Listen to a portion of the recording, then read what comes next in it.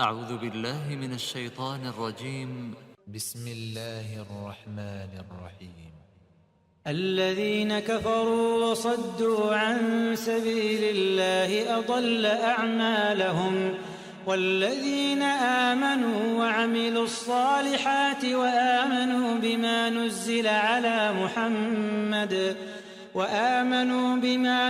على محمد وهو الحق من ربهم كفر عنهم سيئاتهم وأصلح بالهم.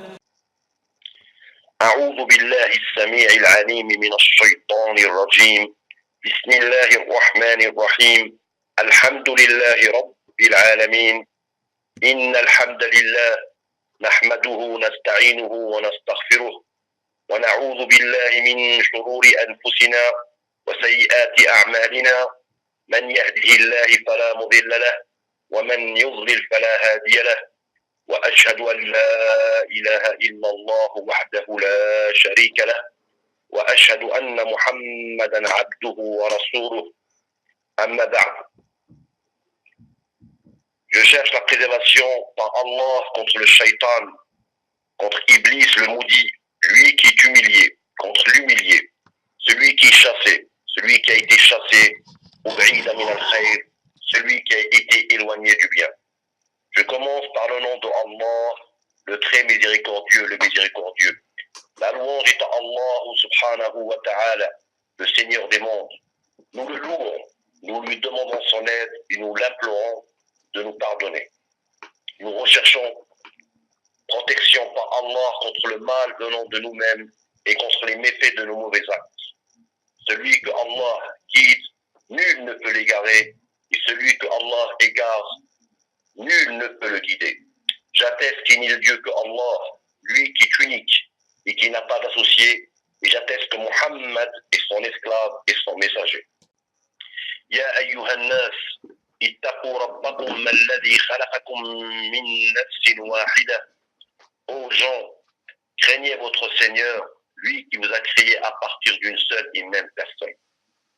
Certes, nous descendons tous de notre père Adam alayhi salam. Nous descendons tous du prophète Adam alayhi salam, et assurément, Adam alayhi salam est le père de l'humanité. Ikhwani wa khawati, awsi nafsi wa awsikum bittaqwallah. Sœurs et frères de foi, je me conseille à moi-même ainsi qu'à vous-même de faire preuve de piété à l'égard de Allah, c'est-à-dire de craindre Allah subhanahu wa ta'ala. Aujourd'hui, insha'Allah, aujourd'hui, par la volonté parfaite de Allah subhanahu wa ta'ala, de Allah azza wa jal, nous allons parler du hadith al-Jariya, du hadith de la femme esclave. À titre d'information, sachez que les musulmans dans le monde sont ahli sunnati wal jama'a. Assurément, nous sommes ahli sunnati wal jama'a, et quand nous disons que nous sommes ahli sunna, donc les gens de la sunna, et dans cette expression, cela signifie, le terme sunna signifie que nous suivons non seulement la tradition du prophète Muhammad alayhi salatu wassalam, mais aussi son enseignement et sa voie. Donc en résumé, ahli sunna signifie que nous suivons, que pas seulement nous, les musulmans dans le monde, suivent la sunna du prophète, à savoir la tradition, la voie du prophète, ainsi que son enseignement. Wal-jama'a al-ijma'u al-ulama. Al-jama'a, c'est-à-dire l'ensemble des savants de l'islam, l'unanimité des savants de l'islam. Al-ijma'u al-ulama, l'unanimité des savants de l'islam.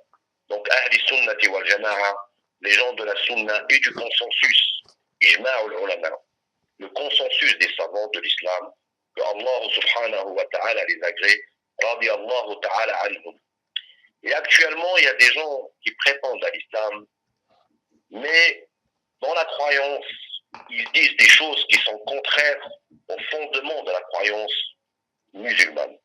Donc au fondement de la croyance agréée par Dieu, au fondement de la croyance des musulmans dans le monde, dans toutes les époques, dans tous les siècles, la croyance de tous les prophètes alayhi salam, de Adam jusqu'à Muhammad alayhi salatu wassalam. Assurément, Allah subhanahu wa ta'ala existe sans endroit, il existe sans comment, il existe sans direction, il ne ressemble à rien et rien ne lui ressemble. Tout comme Allah subhanahu wa ta'ala est différent de ses créatures. Et les attributs de Allah sont différents aussi des attributs des créatures. Allah n'a pas de début, il n'a pas de fin, il ne change pas, il n'augmente pas, il ne diminue pas. Et ses attributs ne changent pas, n'augmentent pas et ne diminuent pas. Les attributs de Allah n'ont pas de début non plus et n'ont pas de fin. Il y a des gens à l'heure actuelle qui prétendent à l'islam et qui affirment que Allah est localisé dans le ciel, tout comme il affirme que Allah subhanahu wa ta'ala, d'après eux, il serait concerné par des organes. Donc ils attribuent le corps à Dieu, ainsi que les organes tels que la main, tels que le tibia, tels que les yeux, tels que le visage, al-ayyadu billah, que Allah nous préserve de telles paroles, al-ayyadu billah, que Allah subhanahu wa ta'ala nous préserve de tenir de telles paroles et d'avoir une telle croyance. Sachez que Allah subhanahu wa ta'ala a nié toute ressemblance avec ses créatures dans le Coran, à savoir le livre de Dieu, à savoir le Coran honoré. Il a nié toute ressemblance par des versets clairs, tels que Laïsa Kamithli Shay, sur la Tashtura, verset 11, dans le sens rien n'est tel que lui, rien ne ressemble à Allah. Rien n'est tel que lui, rien n'est tel que Allah, rien ne ressemble à Allah. Aucune créature ne ressemble à Dieu. Donc ces gens-là qui attribuent le corps à Dieu, tout comme ils attribuent l'endroit à Dieu, ce sont des gens qui sont Ahlul Tashsim et non Ahlul Sunnah. Ils ne sont pas Ahlul Sunnah, ils sont Ahlul Tashsim, c'est-à-dire que c'est des gens qui attribuent le corps à Dieu. Ce sont des mujassima, ce sont des mushabbiha, ce sont des gens qui attribuent le corps à Dieu. Ce sont aussi des gens qui font ressembler Dieu à sa création. Et le musulman, il exempte Allah de toute ressemblance avec sa création. Ceux qui attribuent le corps à Allah, ils ne sont pas Ahli Sunnah, ils sont Ahlul Tashsim, c'est-à-dire que ce sont des gens qui attribuent le corps à Allah subhanahu wa ta'ala. Comme tous ceux qui font ressembler Allah à sa créature, c'est-à-dire à sa création, ce ne sont pas des gens qui sont Ahli Sunnah, ce sont des gens qui sont dans le tashbih, qui sont dans l'anthropomorphisme, le fait de faire ressembler Allah subhanahu wa ta'ala à sa création, à ses créatures. Yani, ils ne sont pas Ahli Sunnah. Le musulman, lui, qui a la bonne croyance, il est Ahli Sunnati wal Jama'a, il fait partie des gens de la Sunnah et du consensus des savants. Il n'y a pas de divergence dans les fondements de la croyance. Comme vous le savez, il n'y a pas de divergence dans les fondements de la croyance musulmane. C'est-à-dire qu'il n'y a pas plusieurs croyances musulmanes. La croyance musulmane n'est pas multiple, elle est unique, comme vous le savez. Donc, ces gens-là qui attribuent le corps à Dieu, ainsi que l'endroit, ainsi que les organes tels que la main, le tibia, le visage, ainsi que les yeux, on les appelle à revenir à la vérité et à examiner les textes de la religion, les textes équivoques qui se trouvent dans notre religion, car il y a des textes univoques et des textes équivoques. Donc d'examiner ces textes équivoques, non seulement non dans le sens apparent, mais dans un sens qui est digne de Allah. Nous les appelons donc, Inch'Allah, que Allah les guide, nous les appelons à revenir à l'islam, à revenir à la vérité, à revenir à la véritable croyance enseignée par tous les prophètes de l'islam, alayhimus salam. Car la croyance musulmane, je me répète, n'est pas multiple, elle est unique. Il n'y a pas plusieurs croyances musulmanes. Il n'y a pas divergence sur les fondements de la croyance des musulmans. Il y a ijma' ul-ulama, il y a unanimité des savants de l'islam sur la croyance des musulmans. Deux savants ne divergent pas sur les fondements de la croyance. Tout comme deux musulmans lambda, donc deux musulmans qui ne sont pas savants, ne divergent pas sur les fondements de la croyance agréée par Allah subhanahu wa ta'ala, à savoir la croyance enseignée par l'islam qui est unique. Donc ceux qui attribuent le corps à Allah, ici qui affirment, d'après eux, à la Zamihum, ils disent que Allah est localisé dans le ciel, ils se basent sur un texte précis. Un texte précis, à savoir le hadith al-Jariyah. à savoir le hadith de la femme esclave. Il trompe les gens de peu de science, tout comme il trompe les nouveaux débutants, ou il trompe les convertis à l'islam, ceux qui sont ignorants dans notre religion, ceux qui ont une approche très minime de notre religion, car ils sont ignorants. Ils n'ont pas appris, ou ils ont très peu appris, ou ils ont entendu, ou ils ont lu. Et comme vous le savez, la science de la religion, elle s'acquiert par transmission orale. Mais ceci est un autre débat, et c'est un autre sujet. Nous ferons d'autres durus, Inch'Allah, pour expliciter certaines choses, pour expliquer certaines choses. Nous allons revenir au sujet traité aujourd'hui, Inch'Allah. Donc le hadith al-Jariya, le hadith de la femme esclave, sur lequel, et la version sur laquelle se basent les anthropomorphistes, ceux qui sont dans le tashbih, ceux qui sont dans le fait de faire ressembler Allah à sa création, donc ceux qui sont dans l'anthropomorphisme, ils ont un texte qui est, d'après eux, un pilier, où ils disent que ceci est une preuve qu'Allah est localisé dans le ciel. Le hadith de la femme esclave, le hadith al-Jariya, et surtout la version rapportée par l'imam Muslim. La version, il se base uniquement sur la version rapportée par l'imam Muslim pour dire que Allah est localisé dans le ciel, al-ayyadu billahi ta'ala. Nous allons vous donner, Inch'Allah, certains détails, et nous allons entrer dans le sujet et vous montrer et vous démontrer que ces gens vous trompent, ils trompent aussi les gens de peu de science. Nous allons examiner, Inch'Allah, le hadith de la femme esclave, al-hadith al-Jariya. Donc, la version rapportée par l'imam Muslim. Mais avant toute chose, avant cela, Inch'Allah, sœurs et frères de foi, sachez une chose, c'est que le hadith al-Jariya, le hadith de la femme esclave, il a plusieurs versions. Il a plusieurs versions. Nous avons la version rapportée par l'imam Muslim, sur laquelle se basent les anthropomorphistes. Nous avons aussi d'autres versions. Sœurs et frères en islam, sachez que le hadith de la femme esclave comporte plusieurs versions. Il y a une version où le prophète aurait demandé à la femme esclave Manzapuki, c'est-à-dire qui est ton Seigneur. Selon une autre version de ce hadith, cette femme esclave serait muette et aurait montré du doigt le ciel. Donc selon cette version, cette femme ne parle pas, elle est muette. Les savants de l'islam ont jugé ce hadith perturbé. Donc les savants de l'islam, ils ont jugé ce hadith, le hadith al-Jariya, le hadith de la femme esclave, comme étant un hadith perturbé et non fiable au sujet de la croyance. C'est-à-dire qu'on ne prend pas ce hadith pour la croyance. On ne se base pas sur hadith sur les fondements de la croyance des musulmans. On ne prend pas ce hadith pour la croyance. Donc les savants de l'islam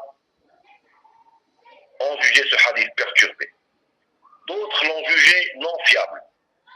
Certains ils l'ont accepté et d'autres ils ne l'ont pas accepté. Parmi ceux qui l'ont accepté, ils l'ont accepté mais pas avec une lecture littéraliste. C'est-à-dire c'est pas une lecture littéraliste. C'est pas dans le sens que Dieu serait localisé dans le ciel, al-ayyadu billahi ta'ala, non. Pas du tout dans ce sens. Ils l'ont pris, mais ils l'ont interprété. Nous allons voir, Inch'Allah ta'ala. Donc ceux qui ont accepté, avant de continuer sur le sujet, simplement sachez une chose, c'est que les différentes versions du hadith ne peuvent être conciliées entre elles. Les différentes versions du hadith al-Jariya, le hadith de la femme esclave, ne peuvent être conciliées entre elles. Et c'est pour cela que les savants ont dit que ce hadith est perturbé. Parmi ceux qui ont accepté ce hadith, mais ils ne l'ont pas accepté pour la croyance, c'est-à-dire qu'on ne se base pas sur ce hadith pour la croyance. Ils l'ont accepté, mais ils l'ont interprété. Il y a l'imam al-Nawawi. Imam al-Nawawi, qui est Yahya ibn Sharaf al-Nawawi, né en 631 et mort en 676 de l'Hégire. Donc, Yahya ibn Sharaf al-Nawawi, rahimahullah, rahmatan wasi'a, que Allah subhanahu wa ta'ala l'agrée et lui fasse miséricorde, est mort en 676, il est né en 631 de l'Hégire. C'est un savant chafi'ite, c'est l'imam al-Nawawi, il est connu. dans le monde, c'est fort possible que vous ayez chez vous son livre qu'on appelle Riyad Salihin. C'est lui qui l'a écrit, c'est un de ses ouvrages. Riyad Salihin, c'est-à-dire le jardin des vertueux. Ainsi qu'il est aussi connu, son autre livre aussi connu, le recueil des 40 ahadiths. Il y a un autre livre qui est très connu, c'est le recueil des 40 ahadiths, ainsi que Riyad Salihin, le jardin des vertueux, que la plupart des musulmans, ils ont cet ouvrage à la maison. Donc l'imam al-Nawawi, il a accepté la version du hadith rapportée par l'imam Muslim dans son Sahih. Il l'a accepté, mais il l'a accepté non dans le sens apparent, donc le premier sens, mais en l'interprétant, en faisant le ta'wil. Il l'a interprété, mais en faisant le ta'wil. Il n'y a pas que lui qui a accepté la version du hadith apportée par l'imam Muslim, du hadith de la femme esclave. Il y a aussi le savant qui est connu, vous devez peut-être connaître, l'imam al-Qurtubi. L'imam al-Qurtubi, Muhammad ibn Ahmad al-Ansari al-Qurtubi, radiyallahu ta'ala an, wa rahimahullahu rahmatan wasi'a, que Allah l'agrée, il lui fasse miséricorde. Donc l'imam al-Qurtubi qui est de jurisprudence malikite. Donc, il est de jurisprudence malikite. Donc, l'imam al-Qurtubi qui est décédé en 671 de l'Hégire. Donc c'est un savant non contemporain comme le savant al-Imam al-Nawawi, rahimahullah. Les deux savants ne sont pas les savants contemporains. L'imam al-Qurtubi est connu. Il est connu dans le monde sunnite. Il est connu notamment pour son tafsir du Coran. Rahimahullah, rahmatan wasi'a, que Allah lui fasse miséricorde. Donc ces deux savants, comme al-Imam al-Qurtubi ainsi que l'imam al-Nawawi, ils ont accepté le hadith dans la version de l'imam Muslim, donc le hadith al-Jariya, le hadith de la femme esclave, ils l'ont accepté, mais en l'interprétant. On interprète ce hadith, on ne prend pas le sens après.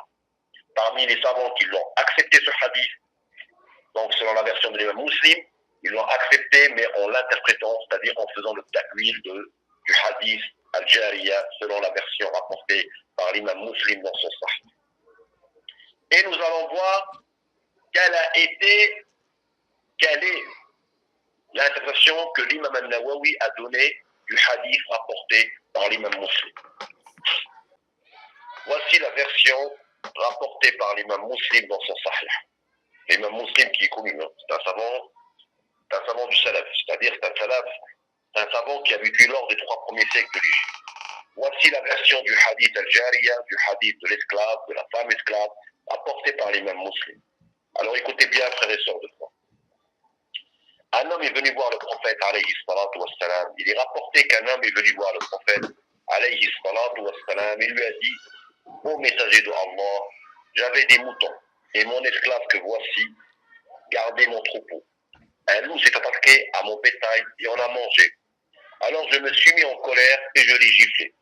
Je voudrais maintenant l'affranchir si elle est croyante. Et le prophète lui aurait dit, Aïna Allah wa qalat fi sama. Et le prophète lui aurait dit, Aïna Allah, et elle aurait répondu, fi sama. Et le prophète lui aurait demandé, qui suis-je? Et elle aurait répondu, tu es le messager de Allah. Et le prophète aurait dit, Atiqha fa innaha mu'mina. Yani dans le sens, libère-la car elle est croyante. Donc l'imam al-Nawawi, il a accepté la version du hadith rapporté par l'imam Muslim dans son Sahih, mais il l'a interprété, il a fait un ta'wil. Nous allons examiner le ta'wil fait par l'imam al-Nawawi et nous allons voir ce que l'imam al-Nawawi, radiyallahu ta'ala anhu, que Allah l'agrée, a dit à propos de la version de ce hadith. Il a dit, l'imam al-Nawawi, rahimahullah, rahmatan wasi'a, il a dit, dans ce hadith, la question de Aïn, yani la question Aïn Allah, ici est une question à propos de la valeur. Al-Makana, yani la valeur, et au degré, Al-Makana. Et ce n'est pas une question à propos de l'endroit. Ce n'est pas une question à propos de l'endroit. Donc le prophète n'aurait pas dit comme les anthropomorphistes prétendent, dans le sens, yani d'après eux, ils disent, le prophète aurait dit à cette femme esclave, lui aurait demandé où est Allah, et elle aurait répondu, fis sama, dans le ciel. Comme eux ils disent. Ce n'est pas ça du tout que l'imam al-Nawawi. Dans l'interprétation du hadith de l'imam al-Nawawi, fait par l'imam al-Nawawi, il explique que la question de Aïn, Yani Ayn Allah, ici est une question à propos de la valeur al-makana et non de l'endroit al-makan. Dans la langue arabe, le terme Ayn peut s'utiliser quand il est question du lieu, donc de l'endroit al-makan. Il peut aussi s'utiliser quand il est question de la valeur. Même en langue française, le terme où, il a aussi ces deux sens. Où est un tel, il se trouve dans tel endroit. Et ce ne disant aussi où es-tu par rapport à un tel, c'est-à-dire quel est ton degré à toi par rapport à lui, et ce n'est pas du tout dans le sens de l'endroit employé dans cette autre expression. C'est dans le sens quelle est ta valeur, dans le sens du degré de la valeur. Donc même en langue française, le terme où, il a aussi ces deux sens. Donc, sœurs et frères de foi, voyez et constatez comment l'imam al-Nawawi il a interprété le hadith al-Jariya, le hadith de l'esclave, de la femme esclave. Regardez comment il l'a interprété. En disant que, en prenant ce hadith, où le prophète aurait dit à cette femme esclave, Ayn Allah, elle aurait répondu, Fis sama, c'est dans le sens du degré. C'est comme si le prophète lui aurait dit, quelle est la valeur, les degrés que tu donnes à Allah, que tu attribues à Allah. Et elle a répondu, Fis sama, les plus hauts degrés. Qu'elle aurait attribué à Allah les plus hauts degrés, une très grande valeur. Et non dans le sens que Allah serait localisé dans le ciel comme les anthropomorphistes affirment. Donc vous pouvez constater comment ils trompent les musulmans dans le monde, comment ils trompent les gens, subhanallah, en donnant des fausses interprétations. Parce que bien qu'ils soient contre les interprétations, le fait de dire qu'Allah est localisé dans le ciel, c'est en elle-même, cette expression-là, et en elle-même est un ta'wil, est une interprétation. Et bien sûr, c'est une fausse interprétation. Ils prennent ça au sens premier. Alors que non. Il est impossible que Allah soit localisé dans le ciel, subhanallah. Donc voici l'interprétation donnée par l'imam al-Nawawi dans son livre Sharh Sahih al-Imam Muslim, dans son livre intitulé Commentaire du Sahih de l'imam al-Muslim. Donc bien qu'il ait accepté ce hadith, il l'a interprété. Il l'a interprété dans un autre sens que le sens premier. Donc cela ne signifie pas que Dieu est localisé dans le ciel. Al-Ayyadu billah, Allah nous préserve d'avoir une telle croyance. Allah subhanahu wa ta'ala nous préserve de tenir de tels propos. Subhanallah, Allah subhanahu wa ta'ala mawjoudun bila makan. Allah existe sans endroit. Allah subhanahu wa ta'ala la yahtaj al-makan. Allah n'a pas besoin de l'endroit. Allah subhanahu wa ta'ala kana mawjoud qabla kulli makan. Dieu existait avant la création des endroits. Il existait avant la création des endroits. Où le prophète Muhammad nous dit dans un hadith rapporté par l'imam al-Bukhari, l'imam al-Bukhari dans son sahih, il rapporte le hadith où le prophète aurait dit, où le prophète a dit, Kana Allah wa lam yakun shay'un ghayruh. Dieu existait alors qu'il n'y avait rien hormis lui. Et il n'y a aucun endroit qui existe de toute éternité. Allah subhanahu wa ta'ala existait avant la création des endroits. Et tous les endroits ainsi que toutes les autres créatures ont un début à leur existence. Allah subhanahu wa ta'ala ne dépend ni de l'endroit ni du temps. Allah mawjoudun bila makan. Dieu existe sans endroit. Nous avons aussi le hadith aussi rapporté par l'imam Muslim où le prophète dit Allahumma anta al-zahiru falaysa fawqaka shay wa anta al-batiru falaysa dunaka shay. Dans le sens en langue française où Allah, tu es al-zahir, rien n'est donc au-dessus de toi. Et tu es al-batin, rien n'est donc au-dessous de toi. Et les savants de l'islam, comme le Hafiz al-Bayhaqi, ainsi que d'autres, ont dit celui qui n'a rien au-dessus de lui et rien au-dessous de lui, c'est qu'il existe sans endroit. Allah subhanahu wa ta'ala mawjoudun bila makan. Dieu existe sans endroit. Kana Allah wa la makan wa huwa al-an ala ma alayhi kan. Dieu existait sans endroit alors qu'il n'avait pas créé les endroits. Et maintenant qu'il a créé les endroits, il n'a pas besoin de l'endroit. Allah la yahtaj al-makan. Il n'a pas besoin de l'endroit, ni des endroits, ni des autres créatures que les endroits. Allah subhanahu wa ta'ala ne change pas. Il existe toujours sans endroit. Allah n'a pas besoin du trône, ni des cieux, ni de la terre, ni de nous, ni de nos adorations. Allah n'est pas concerné par le besoin. Allah n'a besoin de rien. Il n'a pas besoin de ce monde qu'il a créé. Allah subhanahu wa ta'ala huwa al-khaliq wa laysa makhlouq. Allah, lui, c'est le créateur. Il n'est pas créé. Allah subhanahu wa ta'ala est le créateur des cieux ainsi que de tous les endroits. Il n'en a pas besoin. Donc, sachez une chose aussi, sœurs et frères de foi. Il est impossible que le prophète alayhi salam ait questionné cette femme à propos d'un endroit au sujet de Allah. Certes, Allah est le créateur des endroits, donc il existe sans endroit. Il existait avant les endroits, sans endroit, et maintenant qu'il a créé les endroits, il n'en a pas besoin. Allah ne change pas. Le changement est une imperfection. Allah n'est pas concerné par les endroits, ni par le changement. Allah subhanahu wa ta'ala, rien ne lui ressemble. Rien n'est tel que lui. Allah subhanahu wa ta'ala, la yushbi shay wa la yushbu shay'a. Allah ne ressemble à rien et rien ne lui ressemble. Allah ne ressemble à aucune de ses créatures. Allah la yushbi bil makhlouq. Allah ne ressemble pas à sa créature. Allah subhanahu wa ta'ala n'est pas concerné par l'endroit. Il existe sans endroit. Ceux qui habitent les cieux, le peuple des cieux, ce sont al-malaïka, ce sont les anges. Donc, il ne reste plus que la question à propos de la valeur. Et non à propos de l'endroit au sujet de Allah. Allah n'est pas concerné par l'endroit. Donc, on ne parle pas d'endroit au sujet de Allah subhanahu wa ta'ala. Donc, il ne reste plus que la question à propos de la valeur que cette femme esclave a donnée à Allah. Et sa réponse a été fistama, c'est-à-dire que Allah a la plus grande valeur, c'est-à-dire les plus hauts degrés. Donc le terme sama vise les hauts degrés de Allah, et non que Allah serait localisé dans le ciel. Dieu n'est pas localisé, Dieu n'est pas concerné par la localisation, ni par le lieu, ni par l'endroit.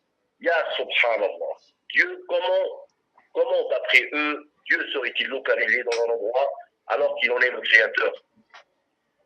La yajouz, ce n'est pas valable de croire que Allah est concerné par l'endroit, ou de croire que Allah est concerné par le lieu, ou de croire que Allah est localisé, ou de croire que Allah est dans un endroit. Subhanallah, ce n'est pas valable de croire ceci. Sœurs et frères de foi, sachez qu'il y a des savants qui ont refusé le hadith, le hadith al-Jariya, le hadith de la femme esclave, la version rapportée par l'imam Muslim dans son Sahih. Al-Imam al-Nawawi ainsi que l'imam al-Qurtubi, ils l'ont accepté, mais ils l'ont interprété. D'autres savants, ils l'ont refusé.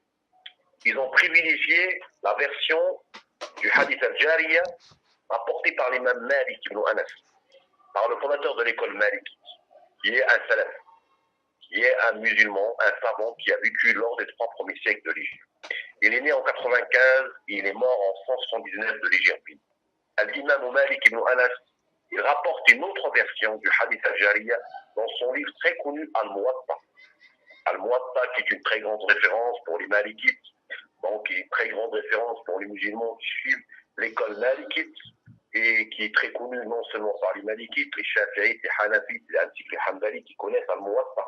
Ils connaissent le livre Al-Muwatta de l'imam Malik ibn Anas radiyallahu ta'ala anhu, que Allah l'agrée, rahimahullah rahmatan wasi'a, que Allah subhanahu wa ta'ala lui fasse miséricorde à ce grand savant de l'islam.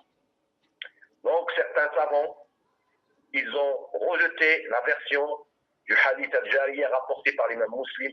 Ils ont privilégié la version de l'imam Malik ibn Anas car elle est en conformité avec notre croyance, car elle est en conformité avec nos textes, avec les autres textes de la religion, et elle est en conformité avec la religion. Donc ils ont rejeté le hadith rapporté, la version du hadith rapporté par l'imam Muslim. Ils ont privilégié la version rapportée par l'imam Malik ibn Anas dans son livre Al-Muwatta. Et ils ont eu raison de le faire. La version rapportée par l'imam Malik ibn Anas radiyallahu ta'ala dans son livre Al-Muwatta est la suivante.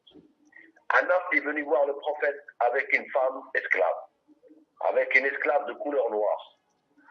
Il lui a dit: ô messager de Allah, j'ai à affranchir une esclave. Si celle-ci est croyante, je la libérerai. Alors le prophète alayhi salam s'est adressé à elle, il lui a dit: Antashhadina an la ilaha illallah. Yani dans le sens, il lui a dit: témoignes-tu qu'il n'est de Dieu qu'Allah?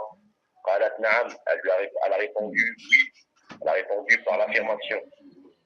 Et il lui a demandé ensuite, ثم قال لها أن تشهدين أني رسول الله, et témoignes-tu que je suis le messager de Allah? Elle a répondu na'am, elle a répondu oui. Et le prophète lui a dit, crois-tu en la résurrection après la mort? Et elle a aussi répondu oui. Alors le prophète alayhi salatu wa salam a dit, a'tiqha fa innaha mu'mina, yani dans le sens, libère-la, elle est croyante. Cette version de l'imam Malik a été privilégiée par les savants de l'islam. Ceux qui ont refusé le hadith al-Jariyah rapporté, la version du hadith al-Jariyah rapportée par l'imam Muslim. Ils l'ont refusé, ils ont privilégié la version du hadith al-Jariyah rapportée par Malik ibn Anas, l'imam des Malikites radiyallahu ta'ala an, parce que cette version est conforme à notre religion. Alors ils ont privilégié cette version. N'est-ce pas que c'est en témoignant qu'il n'est de Dieu qu'Allah et que Muhammad est son messager qu'on embrasse l'islam? Une personne qui souhaite se convertir à l'islam, comment va-t-elle se convertir à l'islam pour embrasser l'islam, pour faire partir de notre religion? Elle témoigne qu'il n'est de Dieu qu'Allah, n'est-ce pas? Qu'elle témoigne qu'il n'est de Dieu qu'Allah et que Muhammad alayhi salatu wa salam est son messager? C'est ainsi, n'est-ce pas? Et ce n'est pas en demandant à la personne quelle est la valeur que tu accordes à Dieu et qu'elle réponde à elle, Allah il a les plus hauts degrés, ce n'est pas ainsi qu'elle embrasse l'islam. Mais c'est en témoignant qu'il n'est de Dieu qu'Allah et que Muhammad est son messager que la personne embrasse l'islam. Il est valable aussi de dire à la personne qui souhaite embrasser l'islam, si elle ne sait pas prononcer les deux témoignages en langue arabe, et même si elle peut prononcer les deux témoignages en langue française, mais elle ne sait pas dire Muhammad, elle ne sait pas dire Muhammad, ou Abul Qasim, ou Abul Qasim, elle ne sait pas le dire. Alors on lui dit, témoignes-tu qu'il n'est de Dieu que Allah? Elle répond Naam, oui. Témoignes-tu que Muhammad est son prophète messager? Elle répond aussi Naam, elle répond oui. Et c'est aussi une autre façon d'embrasser l'islam. Elle a témoigné, par cela, elle a témoigné qu'il est Dieu que Allah et que Muhammad est son prophète messager. Alayhi salatu wa salam, salawatu rabbi wa salamu ala rasulillahi sallallahu alayhi wa sallam. Donc, je me répète, mais la version rapportée par l'imam Malik ibn Anas a été privilégiée par les savants de l'islam, car cette version est conforme à notre religion. Elle est conforme à notre religion. Elle est conforme au texte de la religion. Donc ils l'ont aussi accepté, c'est un lapsus, ils l'ont accepté aussi parce qu'il y a un autre hadith. Non seulement elle est conforme à notre religion, mais il y a un autre hadith du prophète alayhi salatu wa salam apporté par les deux chouyoux, à savoir l'imam al-Bukhari et l'imam Muslim. Et ce hadith, il est mutawatir. Il est mutawatir, c'est-à-dire qu'il est mutawatir car il a été rapporté par 15 compagnons du prophète. Alayhi salatu wa salam. Ce hadith, je répète que je vais vous citer, a été rapporté par 15 compagnons du prophète et il a été jugé mutawatir. Le prophète alayhi salatu wa salam قال أمرت أن أقاتل الناس حتى يشهدوا أن لا إله إلا الله وإني رسول الله. يعني dans le sens du hadith, j'ai eu l'ordre de combattre les gens jusqu'à ce qu'ils témoignent qu'il n'est de Dieu qu'Allah et que je suis le messager de Allah. Dans ce hadith est une preuve que la manière pour embrasser l'islam, pour rentrer en islam, est de prononcer les deux témoignages. Il est donc impossible à propos du prophète qu'il ait jugé une personne comme étant musulmane par le simple fait de dire Allah fis sama. Donc c'est pour cela que les savants de l'islam, certains savants de l'islam, ont rejeté la version du hadith al-Jariyah rapportée par l'imam Muslim. C'est pour toutes ces raisons que je viens de vous citer. Je vous donne les détails pour que vous puissiez apercevoir les falsifications ainsi que les mensonges des anthropomorphistes qui rapportent le hadith al-Jariyah selon la version de l'imam Muslim et selon une interprétation qui est une lecture littéraliste au sens premier de leur part. Parce que même les savants qui ont accepté le hadith al-Jariyah rapporté par dans la version du hadith al-Jari rapportée par l'imam Muslim, radiallahu ta'ala an, ils l'ont accepté, mais ils l'ont expliqué, ils l'ont interprété. Et sachez une chose, c'est que l'imam al-Nawawi, Yahya ibn Sharaf al-Nawawi, rahimahullah, rahmatan wasi'a, lui qui a accepté la version du hadith de l'esclave apportée par l'imam Muslim dans son sahih, il l'a accepté en l'interprétant, mais cependant dans son livre Sahih al-Imam Muslim, dans son livre commentaire du Sahih de l'imam Muslim, il ne l'a pas mis dans le chapitre de la croyance. Voyez l'intelligence de l'imam al-Nawawi. Il ne l'a pas mis dans le chapitre de la croyance. C'est-à-dire on ne se base pas sur ce hadith pour la croyance. Subhanallah. Voyez la subtilité et l'intelligence de l'imam al-Nawawi. De même que l'imam Muslim, radiallahu ta'ala anhu, l'imam Muslim qui a rapporté ce hadith dans son sahih, il ne l'a pas mis non plus dans le chapitre de la croyance. Donc voyez l'intelligence et la subtilité aussi de l'imam Muslim, radiallahu ta'ala anhu. Regardez l'intelligence et la subtilité des savants de l'islam. Regardez, observez et constatez leur intelligence. Subhanallah, masha'Allah. Subhanallah, subhanallah wa subhanallah. Voyez comment les anthropomorphistes trompent les gens de peu de science. Observez, constatez et voyez comment ces gens-là manipulent les gens. C'est de la manipulation mentale qu'ils font. Subhanallah. Il ne faut pas prêter le stress qu'un peu de crédit quand ils affirment que Allah est localisé dans le ciel. Ils vous disent, ils viennent et vous disent, Qala Rasulillah, ayna Allah, wa qalat lahu fi sama. Soi-disant, le prophète aurait dit à votre femme, où est Allah? Elle aurait répondu, dans le ciel. Alors, le prophète, dans la version du hadith de l'imam Muslim, on l'explique, comme l'a expliqué l'imam Nawawi, quelle est la valeur, quel est le degré que tu donnes à Dieu.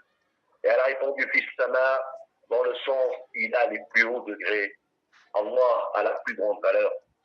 Il a les plus hauts degrés. Subhanallah, wa subhanallah, wa subhanallah. Ikhwani wa khawati, iyakum wa iyakum.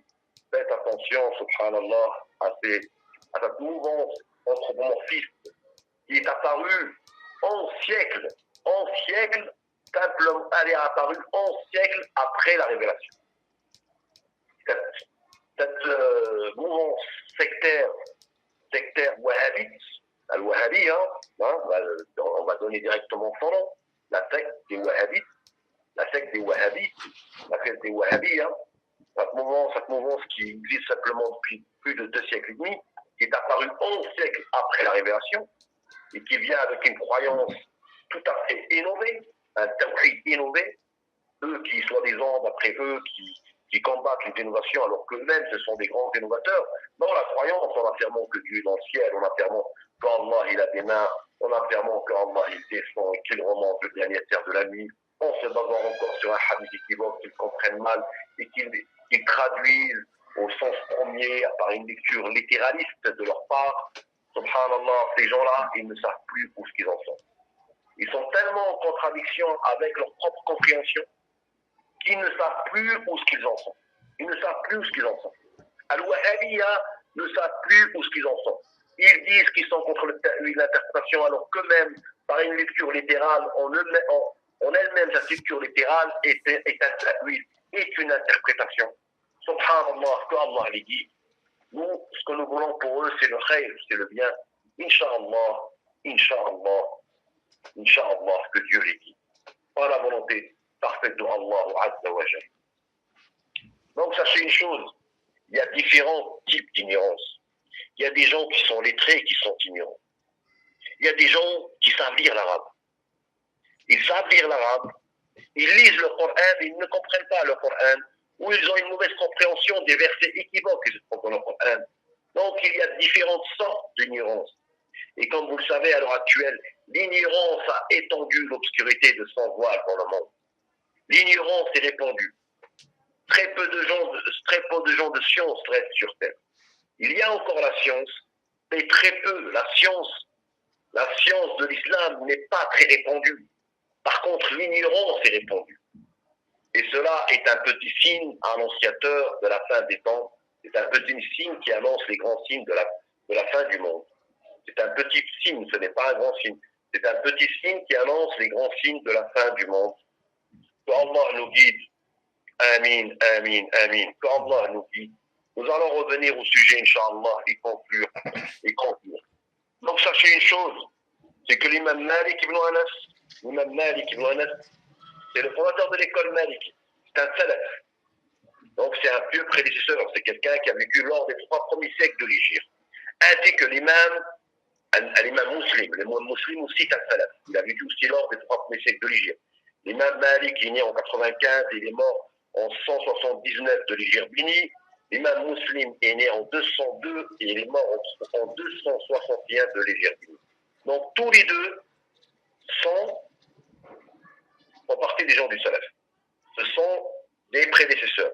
Ce sont des gens qui ont vécu lors des 3 premiers siècles de l'Hégire. Cependant, l'imam Malik ibn Anas, bien qu'il ne soit pas connu par la plupart des gens à l'heure actuelle, comme un savant du hadith, il est connu comme étant un jurisconsulte, il est connu comme étant le fondateur de l'école. Bien qu'il ne soit pas connu comme un savant du hadith, il est plus fort que l'imam Muslim dans le hadith. Il est bien plus fort que lui. Sachez une chose, c'est que les gens de science ont jugé que les chaînes de transmission des hadiths qui se trouvent dans son livre, dans le livre de l'imam Malik, son livre Al-Muwatta, ils les ont jugés comme étant les plus authentiques. L'imam Malik ibn Anas est le savant de Médine. Il est l'émir des croyants dans le hadith. Il est l'émir des croyants dans le hadith. L'imam al-Shafi'i, rahimahullah wa rahmatan wasi'a, donc Muhammad ibn Idris al-Shafi'i, qui était un élève de l'imam Malik ibn Anas. Donc il l'a côtoyé, il l'a aimé, il l'a respecté.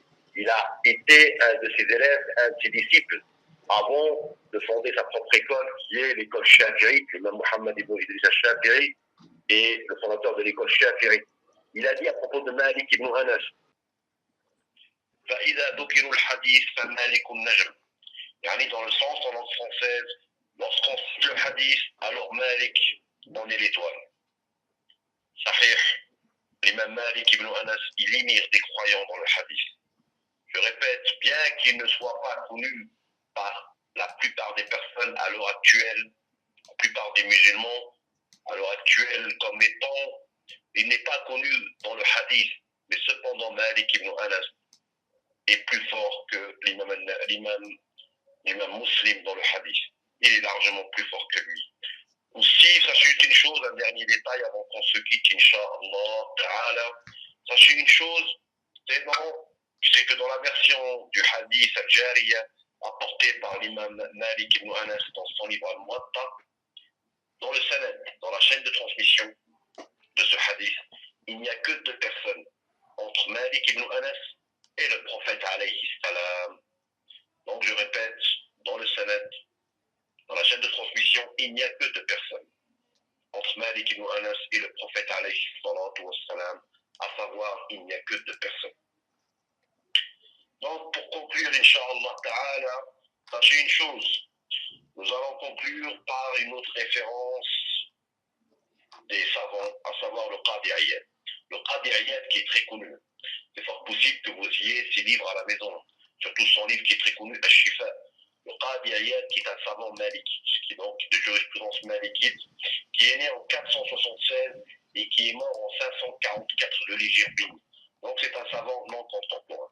À titre d'information, sachez qu'il est enterré au Maroc, dans la ville de Marrakech. Donc il est enterré à Marrakech au Maroc. Le Qadi Iyad, donc qui était savant et qui était juge, il a rapporté Ijma' al-Ulama, il a rapporté l'unanimité des savants, que la parole Allah fis sama n'est pas à prendre dans son sens apparent. Donc je répète, le Qadi Iyad, savant malikite, il a rapporté l'unanimité des savants, donc le consensus des savants, que la parole Allah fis sama n'est pas à prendre dans son sens apparent. C'est-à-dire que Allah, la parole Allah fis sama, ne signifie pas que Dieu se trouve dans le ciel, ne signifie pas que Dieu est localisé dans les cieux. Cette parole ne signifie pas que Dieu est localisé, que Dieu est dans un endroit, que Dieu est dans un lieu. Cela ne signifie pas ça. Comme certains disent, Allah, Fistama, cela signifie que Dieu est localisé dans le ciel d'après eux. Donc, Al-Qadi Iyad, il rapportait des savants que Allah, Fistama, n'est pas à prendre au sens apparent, donc au sens premier. Cela ne signifie pas donc que Allah est localisé. Cela ne signifie pas que Allah est localisé ni dans un endroit, ni dans l'endroit du haut qui est le ciel. Cela ne signifie pas cela du tout. Donc nous avons conclu par la référence, une autre référence parmi les savants, qui est connue, une référence incontestable, le Qadi Iyad. Donc en conclusion, nous avons cité des grands savants de l'islam qui sont incontournables. Incontournables comme ils disent, yani incontournables dans le monde sunnite, qui sont reconnus comme étant des savants de l'islam, que nul parmi les musulmans de Ahli Sunnati wal Jama'a, parmi les musulmans, lambda ou pas lambda, qui sont savants ou pas savants, aucun ne peut contester les références que nous avons citées, à savoir Al-Imam Muslim, à savoir Al-Imam Nawawi, à savoir Al-Qadi Iyad, à savoir Al-Qurtubi, rahimahullah, rahmatan wasi'a, que Dieu leur fasse miséricorde à tous, ainsi que l'imam Malik ibn Anas, rahimahullah, rahmatan wasi'a, que Dieu lui fasse miséricorde. Malik ibn Anas, le fondateur de l'école malikite, le jurisconsulte du salaf. Donc, quand on parle du salaf, quand on parle du salaf, c'est les 3 premiers siècles de l'Hégire. Hein. Donc le premier siècle, le second siècle, ainsi que le 3e siècle de l'Hégire. C'est ceux-là qui sont les gens du salaf, les ahli salaf, ahlus salaf, c'est eux. C'est les gens du salaf, c'est ceux qui ont vécu lors des 3 premiers siècles de l'Hégire. Donc le prophète, alayhi salatu wassalam, lui-même qui salaf, ainsi que les compagnons eux-mêmes sont les salaf, ainsi que les musulmans qui sont venus après les compagnons jusqu'aux 3 premiers siècles de l'Hégire. Rahimahumullah wa rahmatan wasi'a, que Dieu leur fasse miséricorde. Voici les détails pour le DAS sur le hadith al-Jariya que certains frères ainsi que certaines sœurs ont demandé. Voici les détails. Il y a d'autres détails que je peux vous donner dans un prochain DAS, Inch'Allah, dans un prochain cours, Inch'Allah, si vous le souhaitez. Mais en tout cas, les détails les plus essentiels ont été donnés aujourd'hui, Inch'Allah. Certains d'entre vous ont enregistré, d'autres parmi vous ont pris des notes. Alhamdulillah, la louange est à Allah, que Allah nous guide, que Allah subhanahu wa ta'ala nous guide, que Allah nous maintienne sur le chemin de la droiture, que Allah nous maintienne sur la croyance de tous les prophètes alayhi salam, de Adam jusqu'à Muhammad alayhi salatu wassalam, de Adam jusqu'à Muhammad alayhi salam. وسبحان الله بكرة وأسيلا والحمد لله كثيرا والله أكبر كبيرا والله سبحانه وتعالى أعلم وأحكم وبارك الله فيكم. السلام عليكم ورحمة الله وبركاته. Dans l'Orient à l'Occident, les musulmans aiment le prophète. De l'Orient à l'Occident, les musulmans aiment le prophète. De l'Orient à l'Occident, les musulmans aiment le prophète. De l'Orient à l'Occident, les musulmans aiment le prophète. Il était le plus beau des hommes et la meilleure des créatures. Il était le plus beau des hommes et la meilleure des créatures. Aboul Qasim on le surnomme, il est un modèle de droiture. Aboul Qasim on le surnomme, il est un modèle de droiture. De l'Orient à l'Occident, les musulmans aiment le prophète. De l'Orient à l'Occident, les musulmans aiment le prophète. Toujours sincère et respectueux, nous le prophète n'a jamais menti. Toujours sincère et respectueux, nous le prophète n'a jamais menti. Il était doux et généreux, faisait le bien autour de lui. Il était doux et généreux, faisait le bien autour de lui. De l'Orient à l'Occident, les musulmans aiment le prophète. De l'Orient à l'Occident, les musulmans aiment le prophète. Il était fort et